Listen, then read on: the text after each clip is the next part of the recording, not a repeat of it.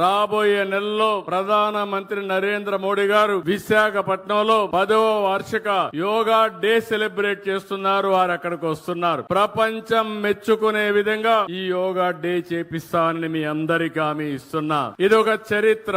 యోగా అనేది మన పూర్వీకులు మనకిచ్చినటువంటి వరం, ఒక వారసత్వం. ఈ విషయం మీరు గుర్తుపెట్టుకోవాల్సిన అవసరం ఉంది. ఎందుకంటే చాలా మంది పేదవాళ్ళు ఆ రోజు ఎన్నో ఇబ్బందులు వస్తున్నాయి. అదే మరి ఆరోగ్య సమస్యలు వస్తున్నాయి. ఇంకో పక్క అందరం కూడా ఆధునికమైన ప్రపంచంలో చాలా బిజీ అయిపోతున్నాం. ఎవరు కూడా సెల్ ఫోన్ చూడకుండా ఉండలేకపోతున్నారు. ఆ సెల్ ఫోన్ల వల్ల గంటల తరబడి సెల్ ఫోన్ అంటే భార్య లేదు, భర్త లేదు, కొడుకు లేదు, బిడ్డ లేదు, ఆ సెల్ ఫోన్ చూసుకుంటూ కూర్చుంటున్నాం. దీనివల్ల లేనిపోని టెన్షన్లు వస్తున్నాయి. అందుకని ప్రతిరోజు ఒక అర్ధ గంట 45 నిమిషాలు మీరు యోగా చేస్తే అన్ని రోగాలు పటాపంచలైపోతాయని చెప్పి కూడా నేను మీకు అందరికి విజ్ఞప్తి చేస్తున్నా. హాస్పిటల్ పోయే పని ఉండదు. అందుకే ఈ యోగా డేని ఒక నెల, ఈ నెల 21 నుంచి జూన్ 21 వరకు ఈ కార్యక్రమాన్ని చేస్తాం. కొన్ని లక్షల మంది ఆన్లైన్, ఆఫ్లైన్ లో ట్రైనింగ్ ఇస్తాం. కొంతమందికి సర్టిఫికెట్లు ఇస్తాం.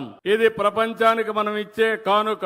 ఆ సమయంలో దాని వల్ల లాభం మనం పొందాల్సిన అవసరం ఉంది. దీనికి నేను శ్రీకారం చుడతానని మరొక్కసారి మీ అందరికీ హామీ ఇస్తున్నా.